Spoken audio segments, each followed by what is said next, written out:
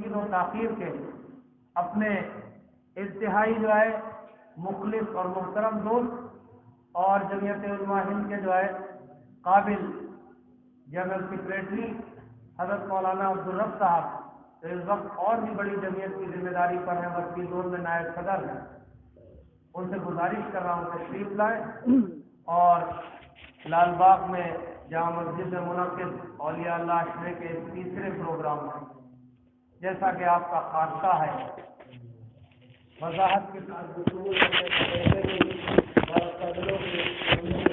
فرمائے۔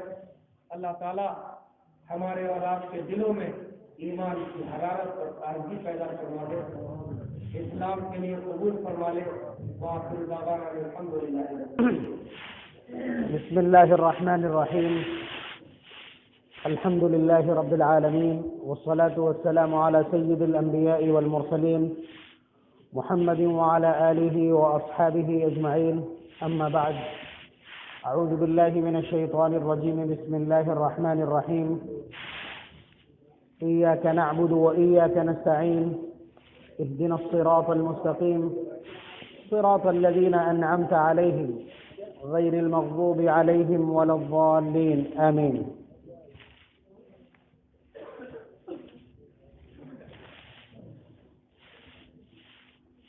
وقال النبي صلى الله عليه وسلم قال الله تبارك وتعالى من عادى لي وليا فقد آذنته بالحرب۔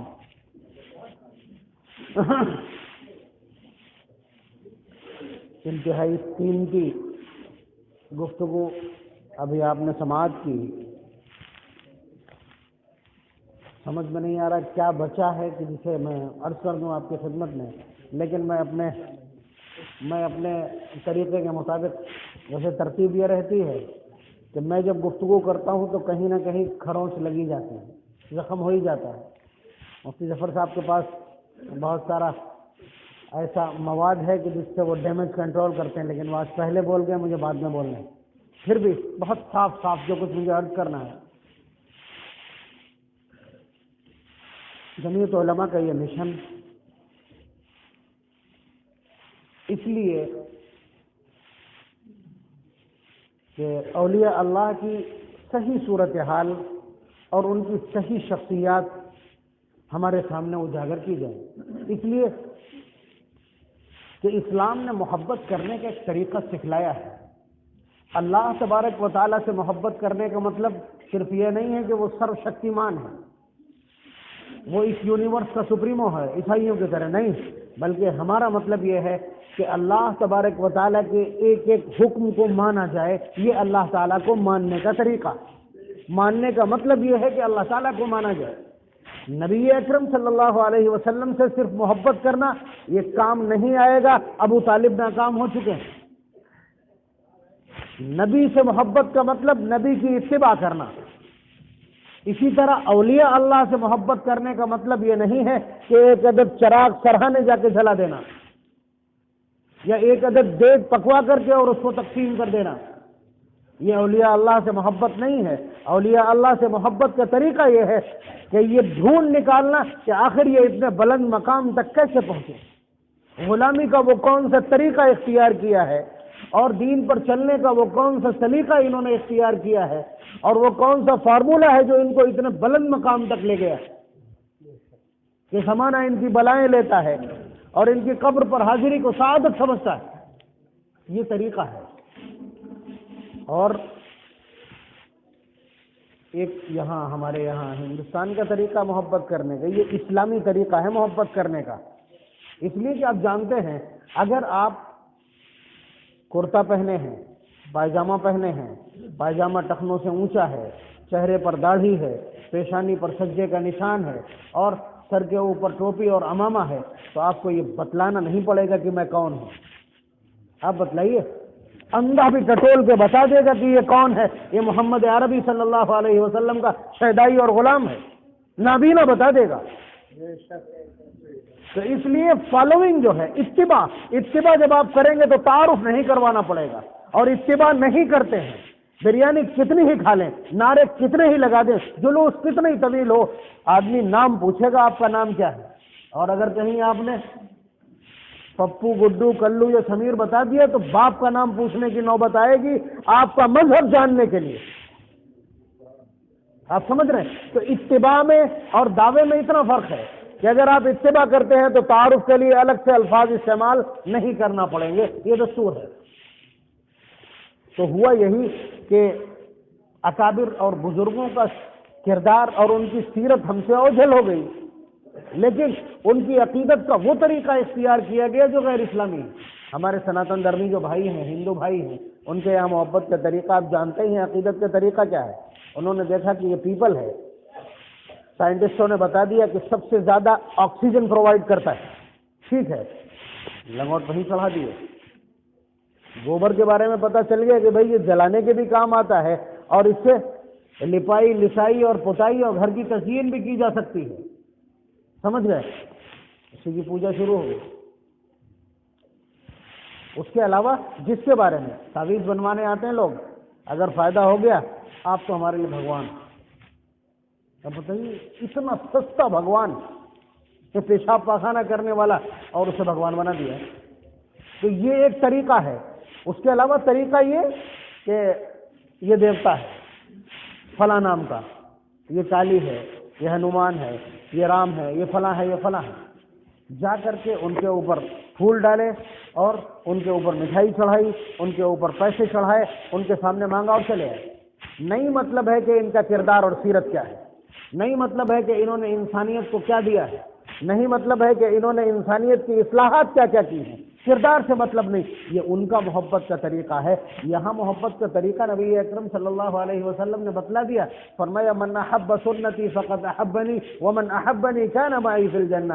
جو میرے طریقے سے محبت کرے گا، میرے چھوڑے ہوئے دستور سے محبت کرے گا، لائے ہوئے پیغام سے محبت کرے گا، وہ مجھ سے محبت کرنے والا کہلائے گا. اور جو اس طرح محبت کرے وہ میرے ساتھ جنت میں ہوگا. تو یہ ایک چیز مٹی جا رہی تھی کہ چادر پہ چادریں چڑھائی جا رہی ہیں، مگر بڑے پیر صاحب کا کردار آج بھی ماننے کو تیار نہیں کوئی. ان کا سب سے مشہور زمانہ فتویٰ آپ جانتے ہیں، بے نمازی کا جنازہ نہ پڑھا جائے، بے نمازی کو مسلمانوں کے قبرستان میں دفن نہ کیا جائے، بے نمازی کا قتل کیا جانا واجب ہے. یہ سب سے مشہور زمانہ فتویٰ ہے شیخ عبد القادر جیلانی رحمۃ اللہ علیہ کا. ادھر دھیان نہیں، کرداروں کی طرف. چلیے جزاک اللہ. آپ اندازہ کیجئے سیرت اور کردار کی طرف مطلق دھیان نہیں، سیرت اور کردار کی طرف مطلق دھیان نہیں. اور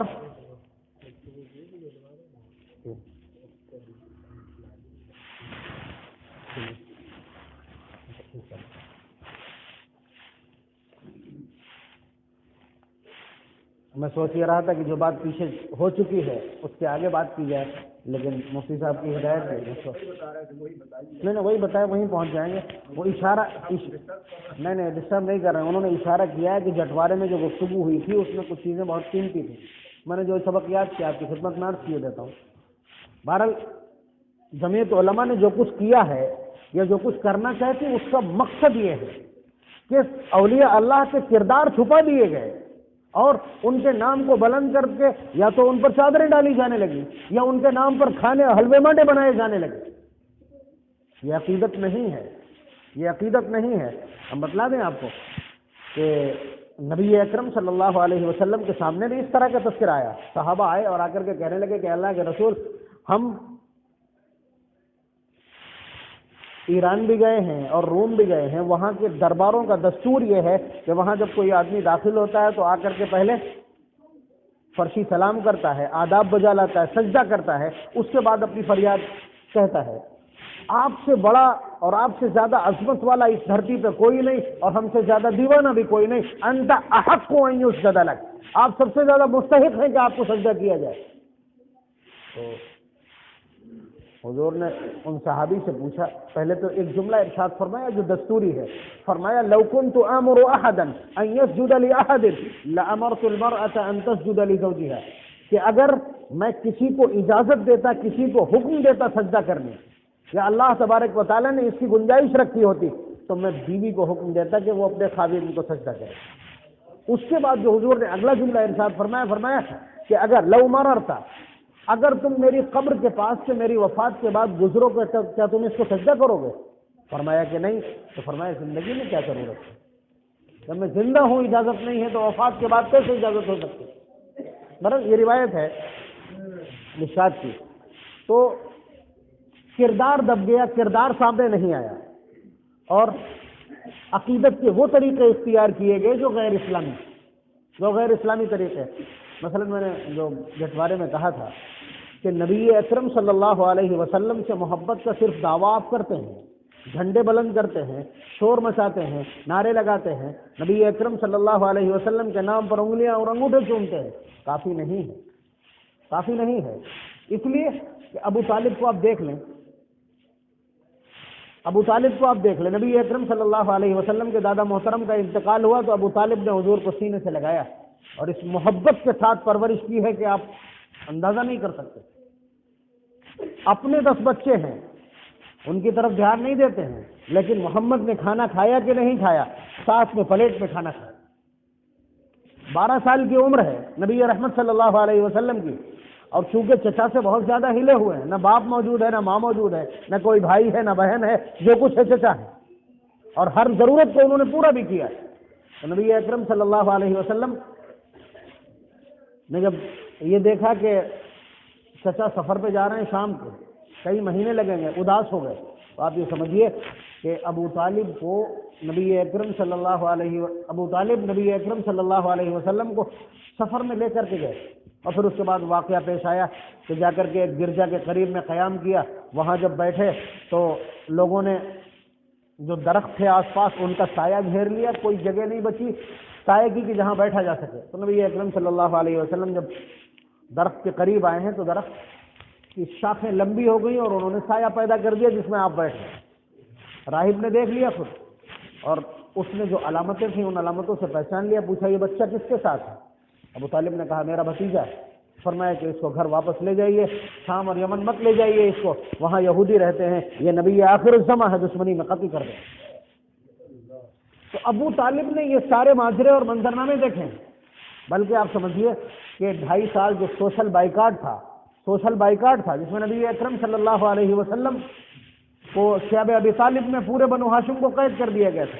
تو ابو طالب نے ساتھ میں بائیکاٹ میں نبی اکرم صلی اللہ علیہ وسلم کے ساتھ رہنا پسند کیا. اور اس کے علاوہ ابو طالب کا ایک شعر ہے جو میں نے اس دن بھی ذکر کیا تھا کہ انہوں نے حضور کو نبوت سے پہلے پہچانا اور حضور کے تقدس کو، حضور کی عظمت کو، حضور کی برکتوں کو اس طرح پہچانتے ہیں. ایک شعر ہے ان کا، وَأَبْيَضُ يَسْتَسْقِي الْغَمَامَ بِوَجْهِهِ شِمَالُ الْيَتَامَىٰ عِصْمَةٌ لِّلْأَرَامِلِ، کہ میرے بھتیجے کی بات کرتے ہو، اتنے روشن چہرے والا ہے کہ اگر بادلوں کو دکھا کر کے پانی مانگا جائے تو برس پڑیں گے. شِمَالُ الْيَتَامَىٰ عِصْمَةٌ لِّلْأَرَامِلِ، جو یتیموں کی پناہ گاہ ہے اور جو بیواؤں کی آبروؤں کا محافظ ہے. ابو طالب کے الفاظ ہیں نبوت سے پہلے. حضور کا پہلا نکاح 25 سال کی عمر میں ہوا ہے، اور یہ اکلوتا نکاح ہے جو ابو طالب نے پڑھایا ہے. اس کا خطبہ ہم علماء کے پسینے چھوڑا دیتا ہے، اتنا زبردست، اتنا بلیغ قسم کا خطبہ ہے. اس میں ابو طالب نے کہا کہ تم عرب کے سارے نوجوانوں کو ایک طرف لا کے کھڑا کر دو، ایک طرف میں اپنا بھتیجا کھڑا کیے دیتا ہوں، لرجھا، خدا کی قسم یہ سب سے بھاری پڑے گا. 25 سال کی عمر، نبوت ملنے میں 15 سال باقی، حالات یہ ہیں. اور کتنا خرچ کیا، کیا لٹایا اسی نکاح میں جب مہر قرار دیا تو فرمایا 20 بعیرا من مالی، 20 اونٹ اس کا مہر ہے جو میرے مال سے ادا کیے جائیں گے. یہ ابو طالب کا حال ہے.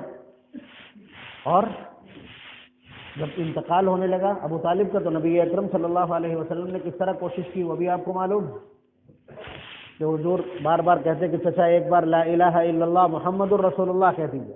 آپ نے مجھ سے بڑی محبت کی ہے، میرا بڑا سپورٹ کیا ہے اور میری بڑی تائید اور نصرت کی ہے، لیکن رسول کی حیثیت سے آپ نے مجھے قبول نہیں کیا، میرے لائے ہوئے دین کو آپ نے قبول نہیں کیا ہے. یہ مشکلات کھڑی کر دے گا. ایک بار زبان سے یہ جملہ کہہ دیجیے. دوسری طرف جاہلانہ غیرت دلانے کے لیے ابو جہل بیٹھا، کہتا ابو طالب کیا موت کے ڈر سے باپ دادا کا دین چھوڑ دو گے؟ ابو طالب نے آخر میں جو جملہ کہا ہے وہ یہی تھا کہ میں اپنے باپ دادا کے دین پہ ہوں، اور یہ جملہ کہا اور فل اسٹاپ ہو گئی، یہیں سے زندگی ختم ہو گئی. تو نبی اکرم صلی اللہ علیہ وسلم نے جو بہت کوشش کی تھی اس پر اللہ تبارک و تعالیٰ نے فہمائش بھی کی، فرمایا انک لا تہدی من احببت ولکن اللہ یہدی من یشاء، آپ جسے چاہیں اس کو ہدایت نہیں دے سکتے، جسے اللہ چاہے اسے ہدایت ملے گی۔ سوچ لیجئے گا، ابھی ایک غلط فہمی پھیلی تھی کہ ہدایت اللہ کے ہاتھ میں نہیں ہے، تو یہ درست کر لیجئے، پارہ نمبر 20 سورہ قصص کی آیت ہے اور اس کا پس منظر یہ۔ اس کے علاوہ نبی اکرم صلی اللہ علیہ وسلم کے خلاف جب پورے مکے کے سرداروں نے محاذ بنایا اور آ کر کے ابو طالب سے کہا کہ ابو طالب اپنے بھتیجے کو منع کر لو، کم از کم ہمارے معبودوں کو برا بھلا نہ کہے، اپنی بات کہتا ہے کہا کرے،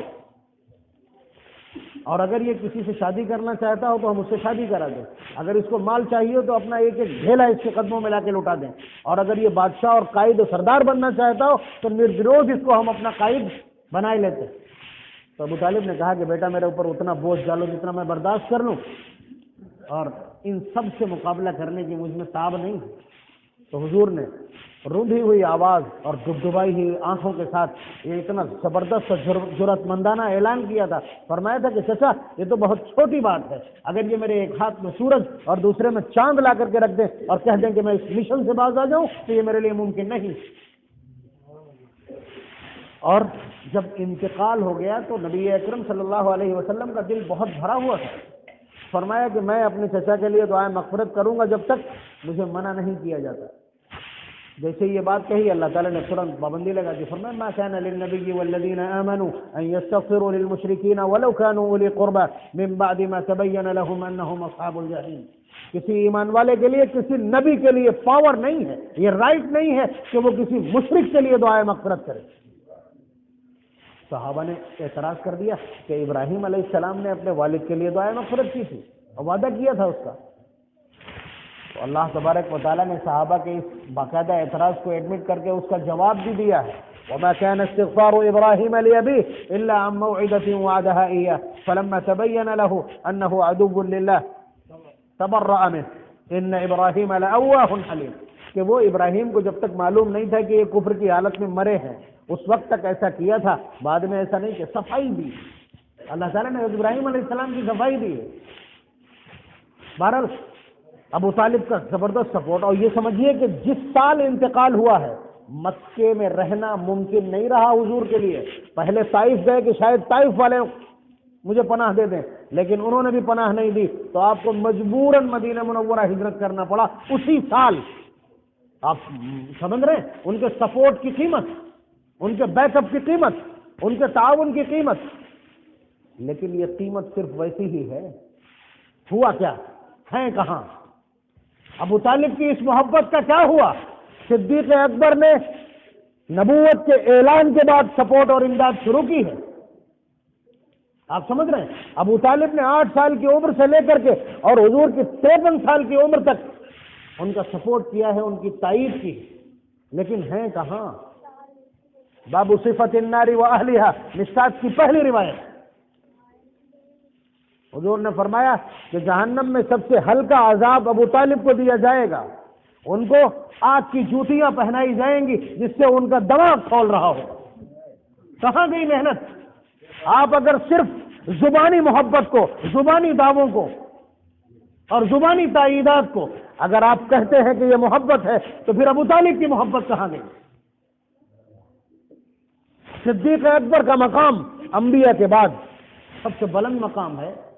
نبی اکرم صلی اللہ علیہ وسلم کے لائے ہوئے پیغام کو مانا ہے، حضور کے پیغام کو مانا ہے، اور حضور کی ایک ایک بات پر عمل کیا ہے، عمل درآمد کیا ہے، تو اس لیے ان کا مقام ہے۔ تو آپ سمجھ لیجئے محبت کا مطلب ابو طالب والی نہیں، صدیق اکبر والی۔ صدیق اکبر والی محبت کا نام ہے اتباع، اور یہ یہی نہیں، میدان محشر میں بھی یہ اتباع۔ میں پورا واقعہ نہیں ذکر کروں گا، نبی اکرم صلی اللہ علیہ وسلم جب سفارش کریں گے کہ اے اللہ حساب و کتاب شروع کر دیجئے، انسانیت بہت پریشان ہے، تو اللہ تبارک و تعالیٰ فرمائیں گے لاؤ حساب کتاب کے لیے کسے پیش کرتے۔ تو حضور سفارش سے پہلے کیا کر رہے تھے؟ سجدے کی حالت میں تھے، حمد و ثنا کی، اللہ تبارک و تعالیٰ کا جو جلال تھا الوہیت کا وہ کم ہو گیا، اس کے بعد فرمائیں گے پیش کرو کسے پیش کرتے۔ تو حالت یہ ہے کہ ابھی انبیاء تھرتھرا چکے ہیں کہ ہم سفارش نہیں کر پائیں گے، اللہ تبارک و تعالیٰ کا جلال اپنے پیک پر ہے۔ تو حضور حضرت صدیق اکبر کے ہی ہاتھ پکڑ کر کے اور آگے بڑھانا چاہیں گے تو صدیق اکبر تھرتھرا جائیں گے کہ اللہ کے رسول آدھی عمر حالت کفر میں گزاری ہے، کیا کر رہے ہیں آپ؟ فرمایا کہ نہیں، استاد جانتا ہے نا شاگرد کتنا قابل ہے، اٹھا کر کے سامنے کھڑا کر دیں گے۔ تو ابھی جو کچھ صدیق اکبر نے حضور کو کرتے دیکھا تھا، ابو بکر وہی کریں گے کھٹ سے سجدے میں، کھٹ سے سجدے میں، تو انجام بھی پھر وہی ہوگا۔ تو آپ اندازہ کیجئے کہ یہ اتباع وہاں تک چل رہی ہے۔ تو اتباع کا مطلب اللہ تبارک و تعالیٰ کو ماننے کا مطلب اللہ تبارک و تعالیٰ کے ایک ایک حکم کو ماننا، نبی اکرم صلی اللہ علیہ وسلم کی محبت کا مطلب آپ کی اتباع کرنا۔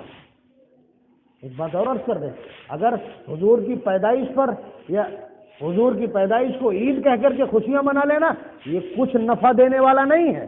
سب سے پہلا شخص جس نے حضور کی پیدائش کو، حضور کے برتھ ڈے کو سیلیبریٹ کیا تھا، وہ ابو لہب، حضور کا چچا۔ جیسے ہی خبر آئی، اس کی باندھی حضرت شعیبہ نے آ کر کے، یسوبیہ نے آ کر کے خبر دی کہ تمہارے مرحوم بھائی کے گھر چاند سے مکھڑے والا بچہ پیدا ہوا۔ تو مارے خوشی کے ابو لہب نے کیک نہیں کاٹا، بلکہ کہا کہ تو نے اتنی اچھی خبر دی ہے، تو آزاد۔ اس انسان کو آزاد کیا بڑی عبادت ہے، بڑی عبادت ہے، بڑا کفارہ ہے، بڑا کفارہ ہے غلام کو آزاد کرنا۔ آپ قسم جھوٹی کھا بیٹھتے ہیں، کفارہ ہے غلام آزاد کرنا۔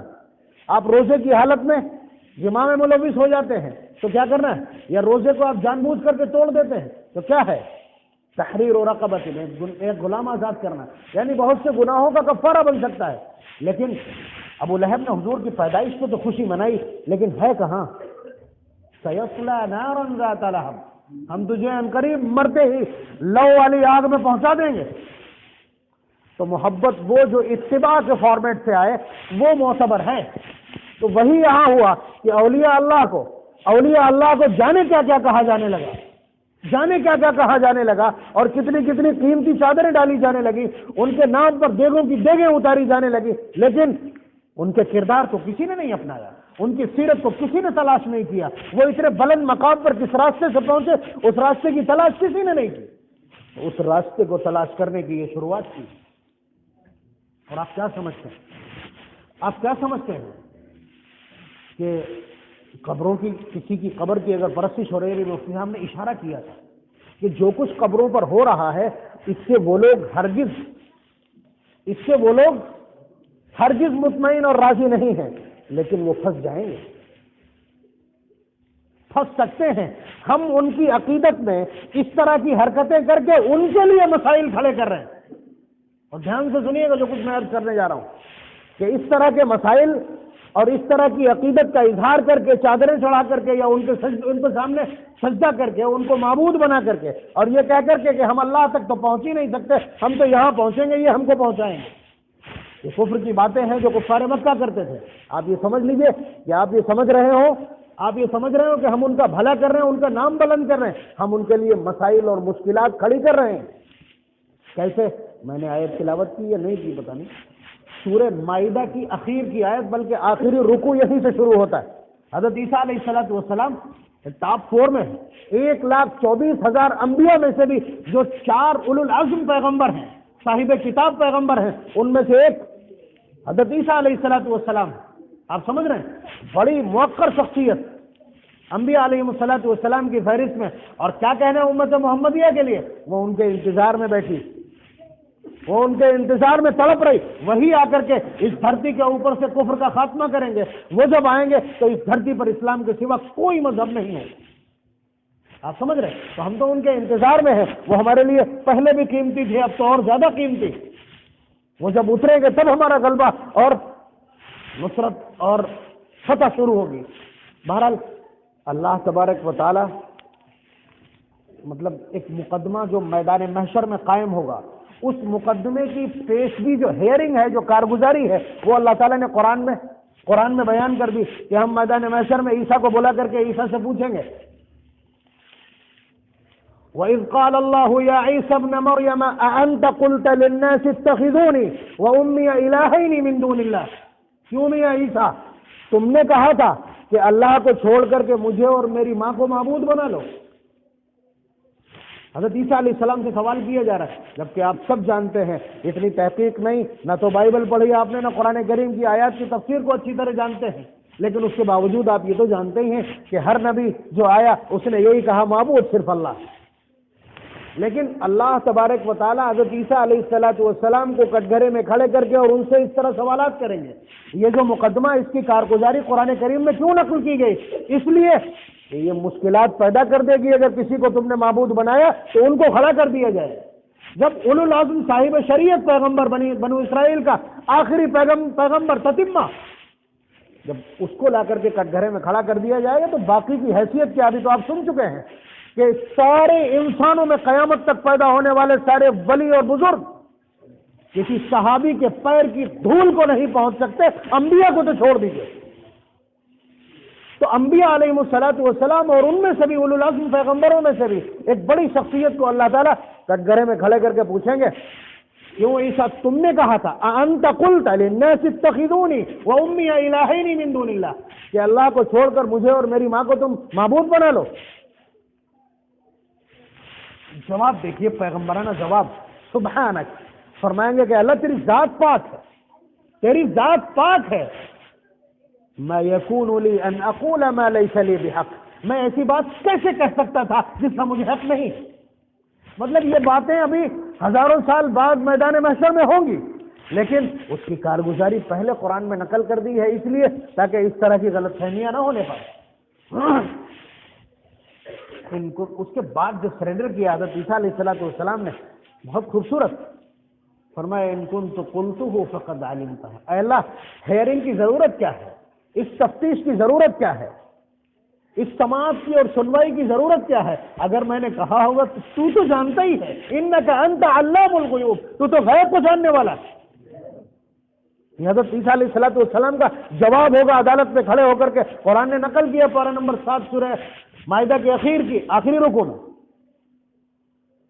تعلم ما فی نفسی ولا اعلم ما فی نفسک، میرے دل میں کیا ہے وہ آپ جانتے ہیں اور آپ کے پاس کیا ہے میں نہیں جانتا. خوبصورت بندگی ہے اور خوبصورت عظمت ہے اللہ تبارک و تعالیٰ کی. انک انت ما قلت لهم الا ما امرتنی به ان اعبدوا اللہ ربی وربکم. حضرت عیسیٰ علیہ السلام فرمائیں گے کہ اللہ، میں نے صرف اتنا ہی انہیں بتایا تھا جتنا آپ نے مجھے حکم دیا تھا، اور میں یہ ان کو بتا کر کے آیا تھا کہ میرا بھی رب اور پالنہار اللہ ہے اور تمہارا بھی رب اور پالنہار اللہ. یہ ایک مقدمہ ہے جس کی سماعت ہونا ہے، لیکن اس کی کارگزاری پہلے ہی قرآن میں نقل کر دی گئی. جسے دیکھنا ہو تفسیر جو لوگ پڑھتے ہوں وہ دیکھ لیں سورہ مائدہ کا آخری رکوع، تو آپ اندازہ کیجئے یہ صورتحال. آپ بتائیے جب عیسیٰ علیہ السلام کو ایسے کھڑا کر دیا جائے گا، کیوں؟ اس لیے کہ تھینکس گاڈ کرتے نا 25 دسمبر آتا رہا ہے، ٹھیک ہے.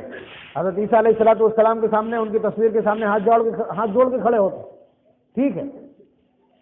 تو وہ لوگ جو اولیاء اللہ کی قبروں پر سجدے کر رہے ہیں، کیا ان سے سوال نہیں ہوگا کہ تم نے کہا تھا کہ ہماری قبروں پہ سجدے کرنا؟ آپ بتائیے، اللہ تعالیٰ کی بارگاہ میں ان کے لیے مشکلات پیدا کرنا، ان کے اوپر مقدمات قائم کرنا اور ان کو ہیئرنگ کے لیے اور سماعت کے لیے پیش ہونے پر مجبور کرنا، یہ ہم ان کے لیے مشکلات پیدا کر رہے ہیں یا ان کی عظمت بڑھا رہے ہیں؟ تو یہ طریقہ ٹھیک نہیں ہے. اور نبی اکرم صلی اللہ علیہ وسلم کو اس کی بہت فکر تھی. بہت دھیان سے سنیے، یہ جڑا ہوا ایک مضمون ہے. بہت فکر تھی. حضور نے اپنی وفات سے کچھ پہلے صحابہ کو ایک ہدایت جاری کی، فرمایا لا تطرونی کما اطرت النصارى عیسی ابن مریم، خبردار مجھے تم اس طرح سے بڑھا چڑھا کے پیش نہ کرنا جس طرح حضرت عیسیٰ علیہ السلام کو ان کے ماننے والوں نے، نصارہ نے بڑھا چڑھا کے پیش کیا اور کہہ بیٹھے کہ یہ اللہ کا بیٹا. فقولوا عبد اللہ ورسولہ، تم مجھے اللہ کا غلام اور بندہ کہنا اور اللہ کا رسول کہنا، اس سے اوپر الفاظ استعمال مت کرنا. اب دیکھ رہے ہیں کہ حضور نے دیکھا کہ عیسائیوں نے حضرت عیسیٰ علیہ السلام کے لیے کیا کیا، قرآن میں یہ آیات اتری، اس کی وجہ سے حضور نے پیشگی کیا تیاری کروائی، فرمایا کہ خبردار مجھے اس طرح بڑا چڑھا کے مت پیش کرنا، میں اللہ کا بندہ اور غلام ہوں اور اس کا فرشتہ اور بھیجا ہوا رسول ہوں. بس یہ میری حیثیت اور یہ میرا مقام اور یہ میری بلندی ہے. اللہ تعالیٰ کا بندہ ہونا یہ کسی بھی مخلوق میں سے کسی کی بھی انتہا ہے، اس کی عظمت کی، اس کی عظمت اور اس کے عوج اور اس کے اقبال کی انتہا ہے. تو حضور یہ کہہ کر کے گئے اور کیا کہا، اور کیا کہا؟ مرض الوفات کے الفاظ ہیں یہ اخیر کے. فرمایا لعن اللہ الیہود والنصارى اتخذوا قبور اولیائهم وانبیائهم وصالحیهم مساجدا. یہ قول فیصل ہے.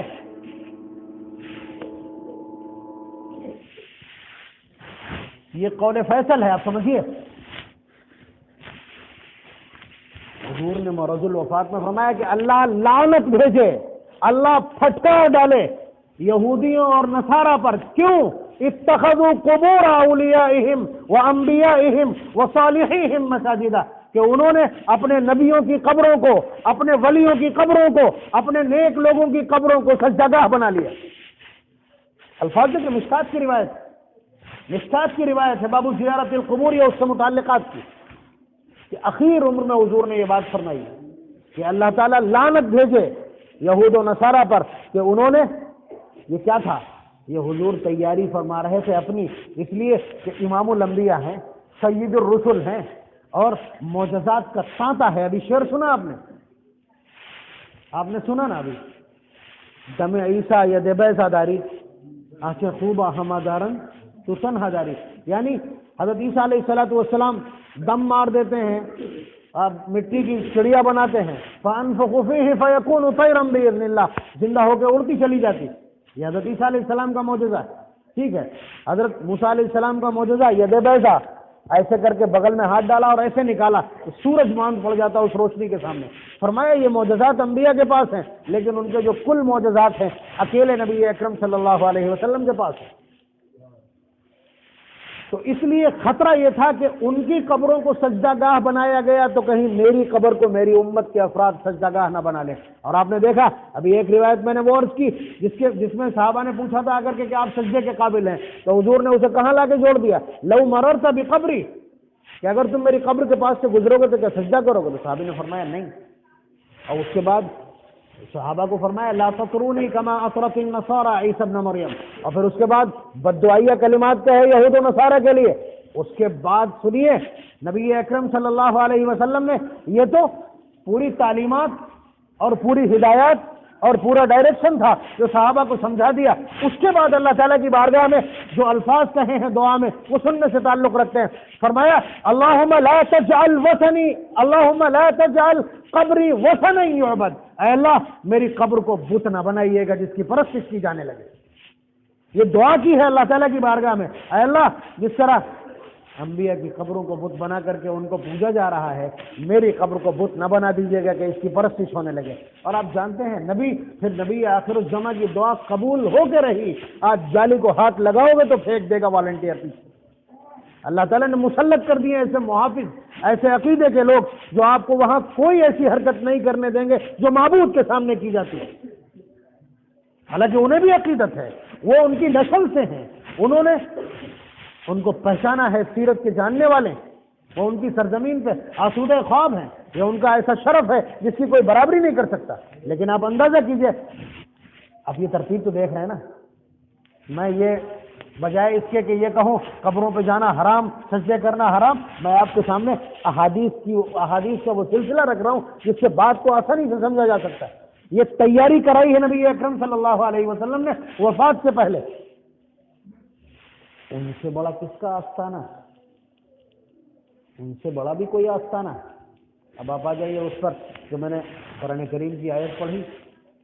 قرآن کریم کی آیت کیا پڑھی تھی جسے آپ دن بھر میں 20 بار پڑھتے؟ ایاک نعبد و ایاک نستعین. کیا ہے یہ؟ آپ نے کہا ایاک نعبد و ایاک نستعین، اے اللہ ہم تیری ہی عبادت کرتے ہیں اور تجھ ہی سے مدد طلب کرتے ہیں. وعدہ ہے نا، یہ ایگریمنٹ ہے، یہ ایگریمنٹ ہے. آپ نے لفظ ہی استعمال کر دیا تو اس کا مطلب ہم کسی اور سے مدد طلب نہیں کرتے اور نہ کسی اور کی عبادت کرتے ہیں، نہ کسی اور کی عبادت کرتے ہیں.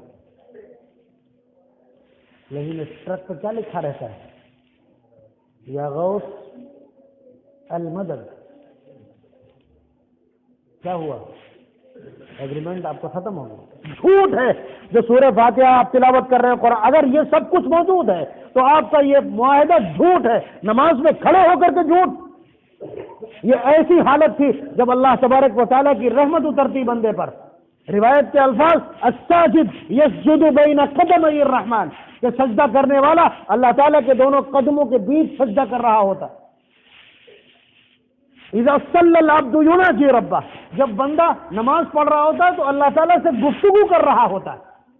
اس حال میں وہ جھوٹا قرار پائے. لعنت اللہ علی الکاذبین، قرآن کریم کے الفاظ کہ جھوٹ بولنے والوں پر اللہ کی لعنت. اور جب یہ جھوٹ ثابت ہو گیا، آپ نے ادھر کہا کہ اے اللہ تیرے سوا کسی سے مدد طلب نہیں کرتے، لیکن اس کے بعد الفاظ یہ ہیں، یہ تو جھوٹ ہو گیا نا، یہ تو جھوٹ ہو گیا. اللہ تعالیٰ کی بارگاہ میں نماز کی حالت میں اس طرح کا جھوٹ کیا مطلب ہے؟ یا اللہ المدد لکھنے کی عادت نہیں، یا محمد اگر کسی کو مسٹیک ہوئی تھی، غلطی ہوئی تھی تو وہ نبی اکرم صلی اللہ علیہ وسلم کے ساتھ لکھتا نا، حالانکہ وہاں بھی حضور نے منع کر رکھا. یا غوث المدد کیا مطلب ہے؟ محبت کا یہ طریقہ انویلڈ ہے جسے ہم سب ڈس ایگری کرتے ہیں. ٹھیک ہے، یہ طریقہ ٹھیک نہیں ہے.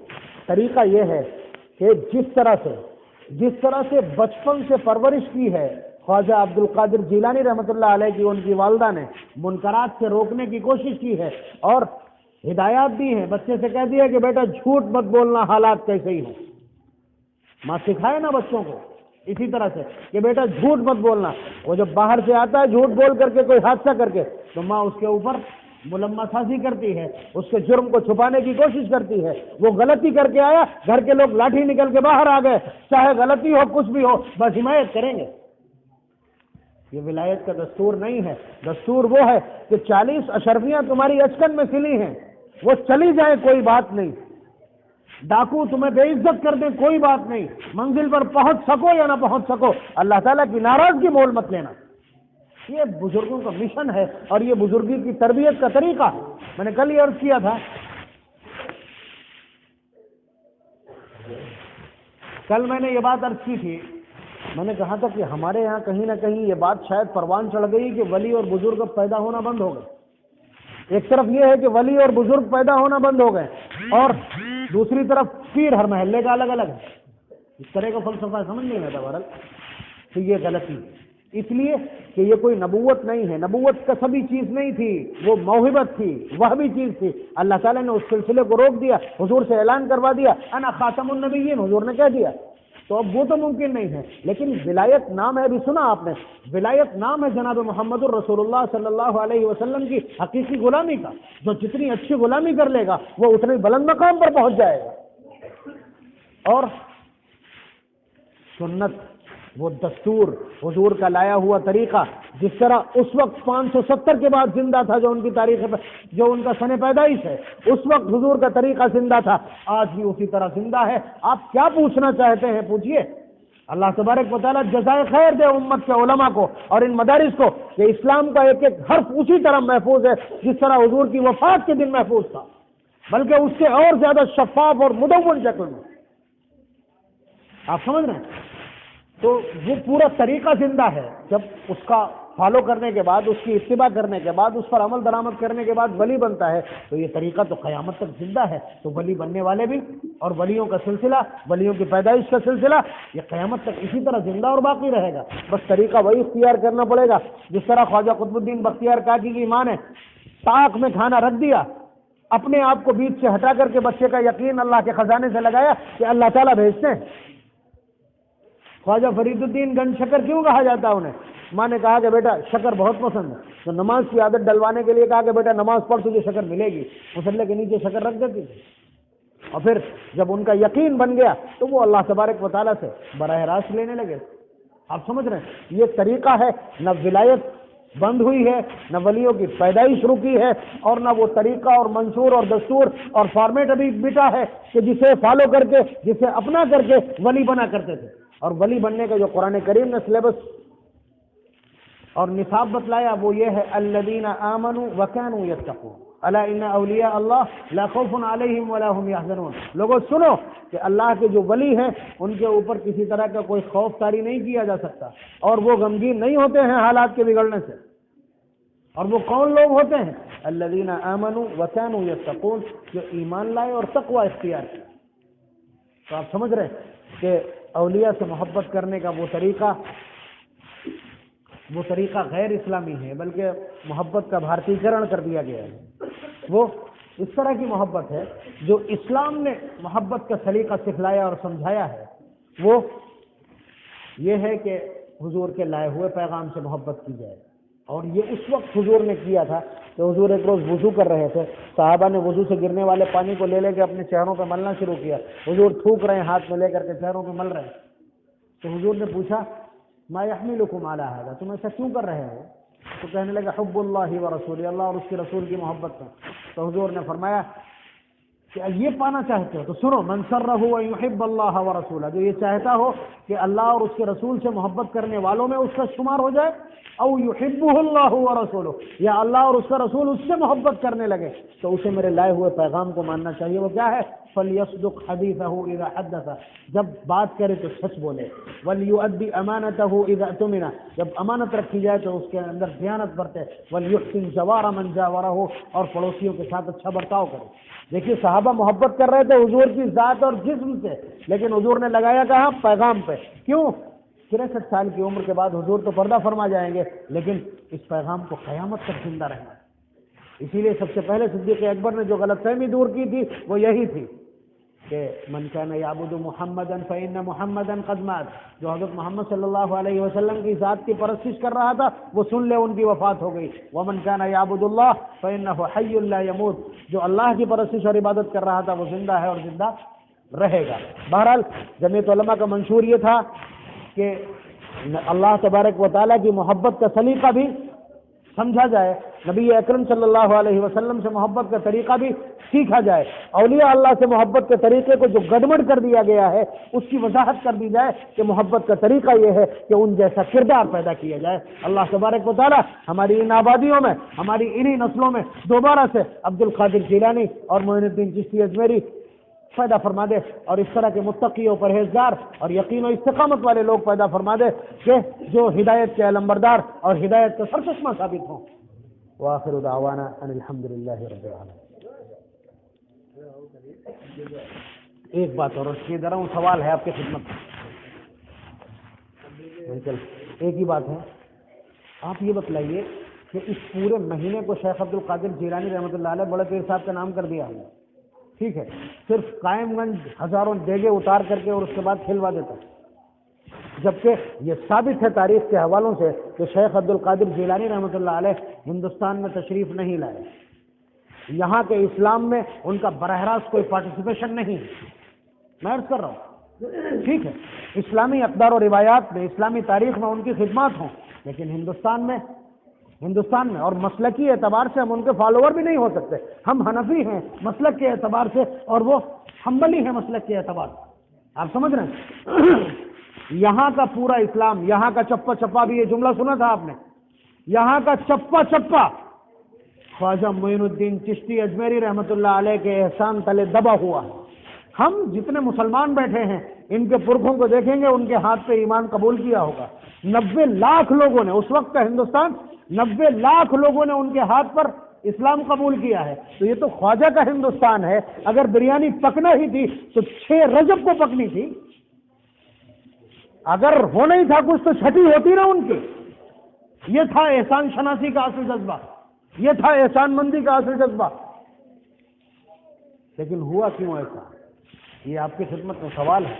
کہیں ایسا تو نہیں کہ یہ سلاسل بھی عصبیت کا شکار ہو گئے ہوں، یہ سلسلے اور بزرگ بھی عصبیت کا شکار ہو گئے ہوں، اور آپ کو لگتا ہو اگر کہ خاندانوں میں اور سلسلوں میں عصبیت نہیں ہوتی تو اس کے لیے کل مثال دی تھی، پھر مثال دے رہا ہوں۔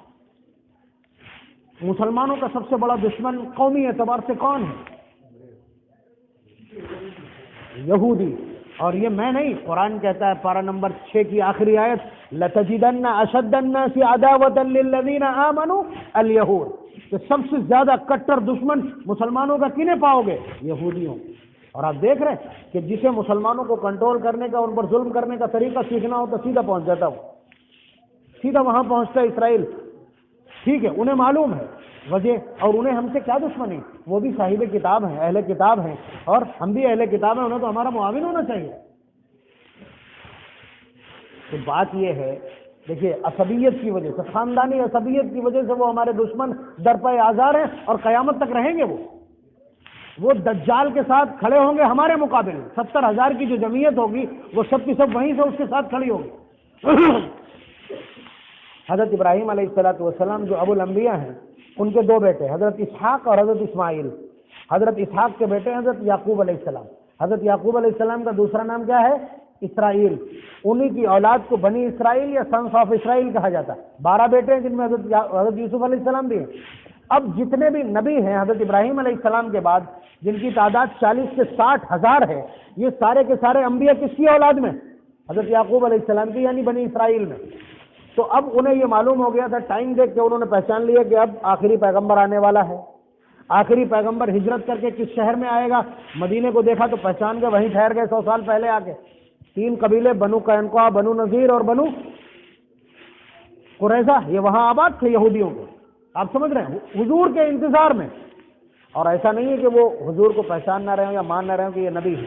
اللہ تعالیٰ فرماتے ہیں الذین آتیناہم الکتاب یعرفونہ کما یعرفون ابناءہم، کہ یہ آپ کو اسی طرح پہچانتے ہیں جس طرح اپنے بیٹوں کو پہچانتے ہیں۔ پہچاننے میں غلطی نہیں کر رہے ہیں، لیکن یہ خاندانی عصبیت ہے کہ اب تک جتنے نبی ہیں 40-50 ہزار، وہ سب حضرت یعقوب علیہ السلام، حضرت اسحاق علیہ السلام کی اولاد میں آ رہے تھے۔ حضور کس کی اولاد میں؟ حضرت اسماعیل علیہ السلام کی اولاد میں ہے۔ بس یہ میرے خاندان میں کیوں نہیں آیا؟